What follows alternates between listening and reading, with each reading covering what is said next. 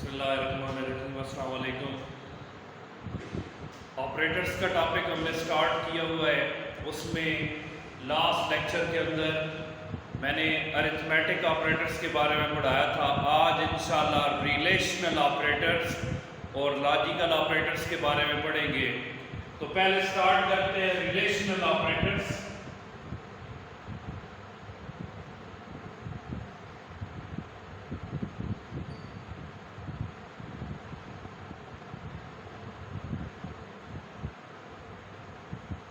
Relational operators को comparison operators भी कहते हैं। Comparison operators, relational operators are also known as comparison operators. इन्हें क्यों कंपैरिजन ऑपरेटर्स कहते हैं? क्योंकि इनकी मदद से दो या दो से ज्यादा वैल्यूज को आपस में कंपेयर किया जाता है। इनकी मदद से दो या दो से ज्यादा वैल्यूज को आपस में कंपेयर किया जाता है और प्रोग्राम्स के अंदर कंडीशंस लगाने के लिए रिलेशनल ऑपरेटर इस्तेमाल होते हैं। जो हम प्रोग्राम बनाते हैं उन प्रोग्राम्स के अंदर मुख्तलिफ कंडीशंस दी जाती हैं। वो कंडीशंस लगाने के लिए जो ऑपरेटर इस्तेमाल होते हैं वो रिलेशनल ऑपरेटर्स।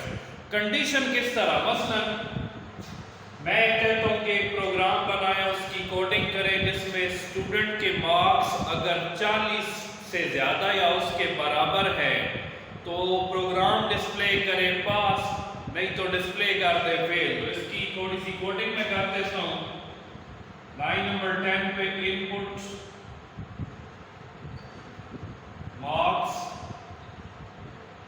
मार्क्स के लिए वेरिएबल m, 20 पे if m is greater than or equal to 40 then 30 else 30 पे प्रिंट पास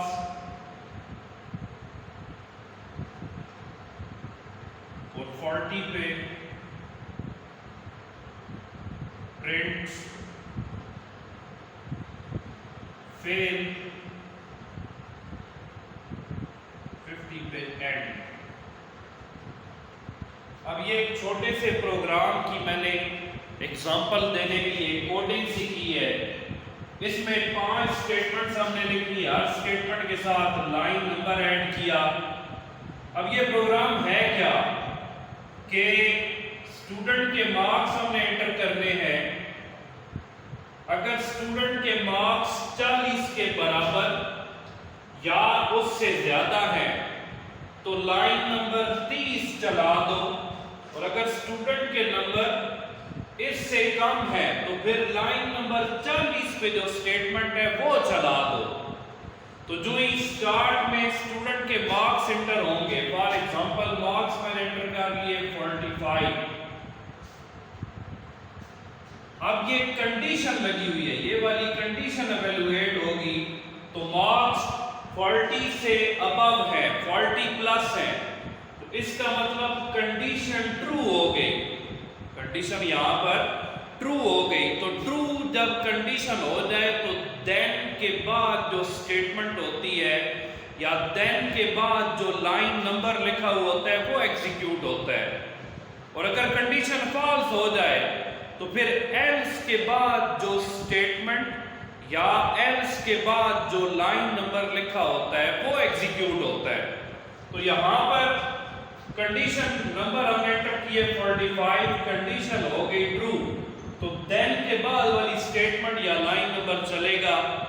तो देन के बाद लिखा हुआ है 30 के लाइन नंबर 30 चला दो। 30 पे स्टेटमेंट लिखी हुई है प्रिंट पास के डिस्प्ले कर दो पास, और एंड पे कॉलम लगा के एंड। अब दो स्टेटमेंट ऐसे टाइप है, हम सारा इसके रूल्स एंड रेगुलेशन में पढ़ चुके हैं कि जब एक लाइन पे दो स्टेटमेंट्स देनी हो तो उनको सेपरेट किया जाता है कॉलम सिंबल से। तो ये अलग स्टेटमेंट है और ये वाली स्टेटमेंट अलग है। एक लाइन पे डबल स्टेटमेंट्स हमने लिखी, इनको सेपरेट हमने किया कॉलम सिंबल से। तो पास डिस्प्ले करेगा, प्रोग्राम एंड कर देगा, पास डिस्प्ले करेगा और प्रोग्राम एंड कर देगा। और अगर नंबर एंटर होते हैं 35 तो कंडीशन को चेक करेगा, 35 40 से कम है, कंडीशन हो गई फॉल्स, तो लाइन नंबर 40 चला देगा। क्या डिस्प्ले कराएगा? स्टूडेंट फेल है, प्रोग्राम को एंड कर देगा। तो इस तरह की ये जो कंडीशंस है, यहां पर भी कंपैरिजन हो रहा है। कंपैरिजन क्या हो रहा है? जब हमने ये वैल्यू एंटर की तो ये और ये आपस में कंपेयर हुई, और रिजल्ट कंपैरिजन में हमेशा दो तरह का प्रोड्यूस होगा, या ट्रू या फॉल्स। तो जब भी कंडीशन हम लगाएंगे तो रिजल्ट या ट्रू प्रोड्यूस होगा या फॉल्स। तो यहां पर भी ये जो कंपैरिजन हो रहा है, शुरू में अगर ये मार्क्स एंटर हुए तो ये वाली कंडीशन ट्रू हो गई, तो ट्रू वाली स्टेटमेंट जो है ये चल जाएगी। और जब ये वाले नंबर एंटर किए तो कंपेयर हुआ ये वाला नंबर और ये, तो ये इससे छोटा था, कंडीशन फॉल्स हो गई। तो जब कंडीशन फॉल्स हुई तो फॉल्स वाली स्टेटमेंट फेल जो है ये चल जाएगी। तो जहां पर हम रिलेशनल ऑपरेटर्स इस्तेमाल करेंगे, हमारा वहां इस्तेमाल करने का मकसद क्या होगा? हम कंपैरिजन करना चाह रहे हैं, हम दो या दो से ज्यादा वैल्यूज को आपस में कंपेयर कर रहे हैं, कोई कंडीशन लगा रहे हैं। और कंडीशन लगाने का मकसद क्या है? कि हम इसमें से दो तरह के रिजल्ट प्रोड्यूस कराना चाह रहे हैं, या ट्रू या फॉल्स। तो जहां पर रिलेशनल ऑपरेटर्स लगेंगे वो या ट्रू रिजल्ट प्रोड्यूस करेंगे या फॉल्स। दोनों इकट्ठे भी प्रोड्यूस नहीं हो सकते, दोनों इकट्ठे स्किप भी नहीं हो सकते। तो ये इनका इंट्रोडक्शन है कौन से relational operators? Greater than, less than, greater than और इक्वल टू, लेस देन और इक्वल टू, और नॉट इक्वल टू के लिए ये वाला सिंबल है, दो एंगल ब्रैकेट्स आ जाएंगी। तो इनको अप्लाई कैसे किया जाएगा? मसलन कंपैरिजन हम कर रहे हैं, a is greater than b, एक सिंबल इक्वल का भी है, a is greater than b या a is less than b. जिस तरह ये मैंने बताया, m इज ग्रेटर देन और equal to 40, m is less than और इक्वल टू 40, इस तरह से हो सकता है। a is equal to b, a is not equal to b। तो रिजल्ट हमेशा इनका या 0 प्रोड्यूस होगा या 1। 0 का मतलब फॉल्स, 1 का मतलब ट्रू। इससे हट कर कोई रिजल्ट ये प्रोड्यूस नहीं कराएंगे। तो ये हमारा टॉपिक है रिलेशनल ऑपरेटर्स का। इसके बाद आज का हमारा जो सेकंड टॉपिक है वो है लॉजिकल ऑपरेटर्स।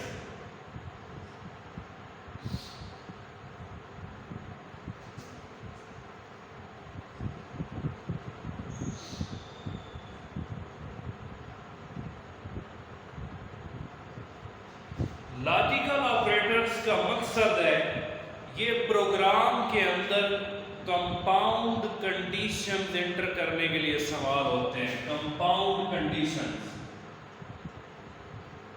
ये कंपाउंड कंडीशंस क्या है? जब प्रोग्राम में एक से ज्यादा कंडीशंस आ जाए।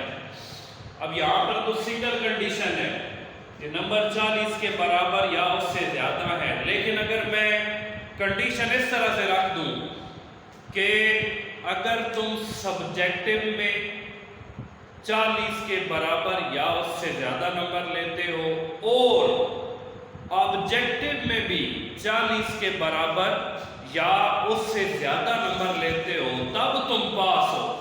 अब यहां पर दो कंडीशन आ गई। एक तो हम सिंपली स्ट्रेट फॉरवर्ड ऐसे रिलेशनल ऑपरेटर्स लगा के हम लगा सकते हैं, लेकिन अब दो कंडीशंस हैं, दोनों को एवेलुएट कराना है। तो यहां पर हमें हेल्प लेनी पड़ेगी लॉजिकल ऑपरेटर से।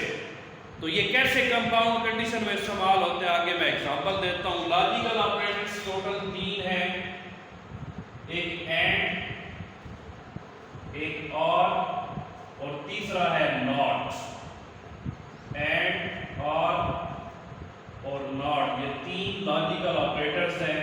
अब इनका इस्तेमाल कैसे है, फिजिक्स के अंदर भी शायद आपने किसी चैप्टर के अंदर ये पढ़े होंगे।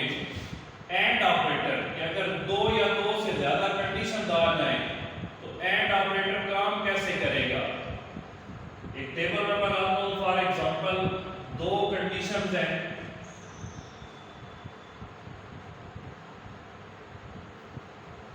कंडीशन 1 सिर्फ दो नहीं, दो से ज्यादा भी हो सकती है। मैं मिसाल दे रहा हूं कि कंडीशन 2 है, बीच में ऑपरेटर हमने एंड लगाया तो रिजल्ट क्या प्रोड्यूस करेंगे, इस टेबल की मदद से मैं समझाऊंगा। अगर तो कंडीशन 1 जो हमने लगाई वो ट्रू है,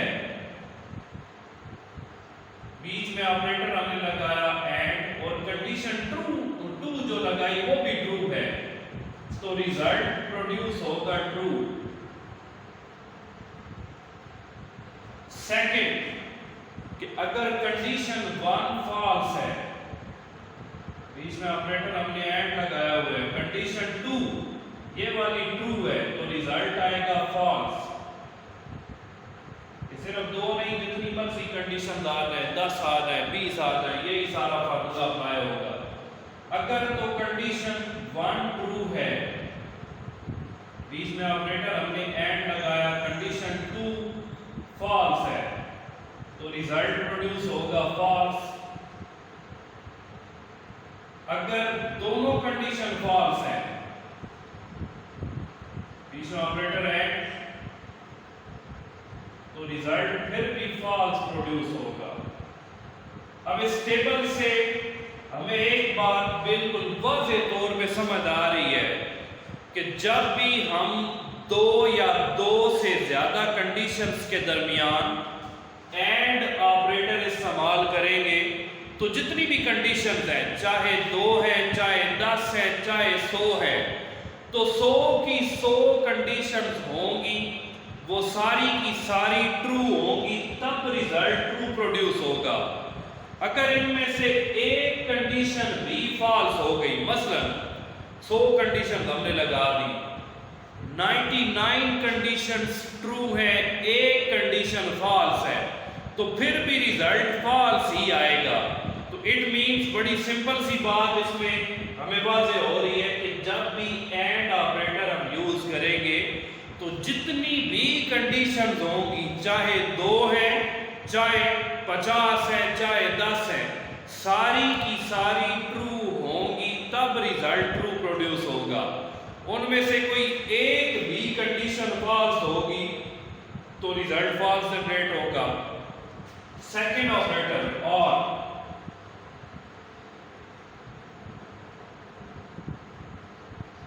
ऑपरेटर, इसका भी टेबल बनाते हैं। कंडीशन 1 ऑपरेटर कौन सा और यूज कर रहे हैं यहां पर, कंडीशन 2 रिजल्ट।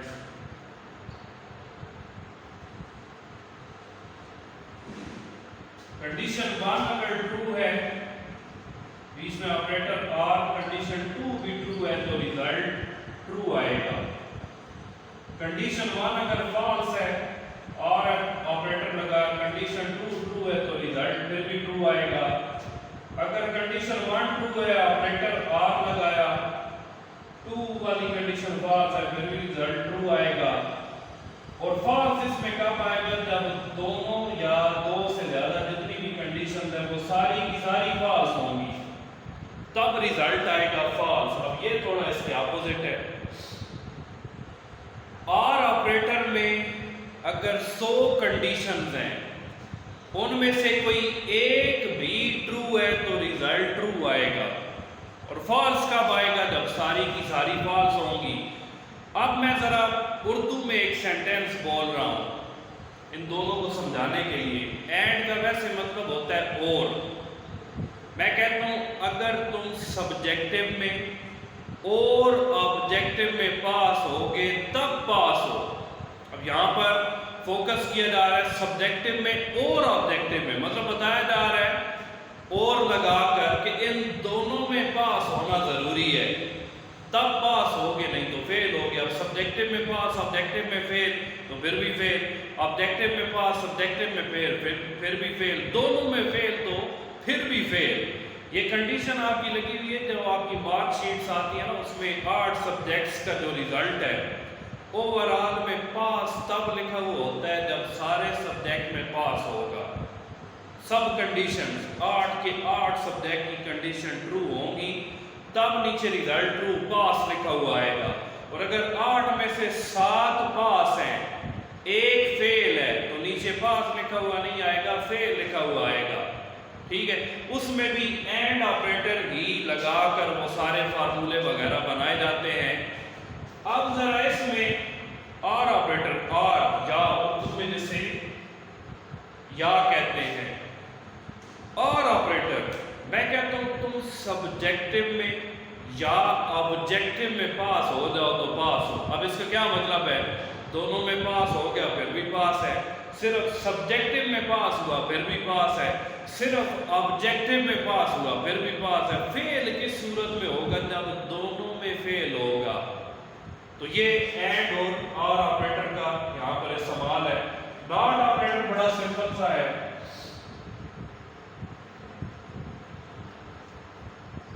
ये जहां पर लगाएंगे तो ट्रू रिजल्ट जिधर आ रहा होगा ये उसे फॉल्स कर देगा, और जहां पर फॉल्स रिजल्ट प्रोड्यूस हो रहा है ये ट्रू दिखाएगा। तो ये नॉट ऑपरेटर है। तो लॉन्ग के पॉइंट ऑफ व्यू से जो 3 तरह के ऑपरेटर्स हैं वो हमारे आज तक ये कवर हो गए हैं। एक अरिथमेटिक ऑपरेटर, एक लॉजिकल ऑपरेटर और एक रिलेशनल ऑपरेटर। इन पे लॉन्ग क्वेश्चन के अंदर नोट पूरा आ सकता है, तो वो पूरे टेबल आपने बनाने हैं, इनकी आगे एक्सप्लेनेशन देनी है। शॉर्ट क्वेश्चन में आ जाए एंड ऑपरेटर क्या होता है, तो उसमें हम यही बताएंगे कि ये कंपाउंड कंडीशंस में इस्तेमाल होता है और रिजल्ट ट्रू तभी प्रोड्यूस करेगा जब सारी की सारी कंडीशंस ट्रू होंगी, नहीं तो रिजल्ट ये फॉल्स प्रोड्यूस करेगा। तो कल इंशाल्लाह जो रिमेनिंग ऑपरेटर्स हैं, कॉन्सेंटिनेशन ऑपरेटर वगैरह, जो शॉर्ट क्वेश्चन पीछे रह गए हैं वो करके इंशाल्लाह ऑपरेटर का टॉपिक हम खत्म करेंगे। Thank you so much.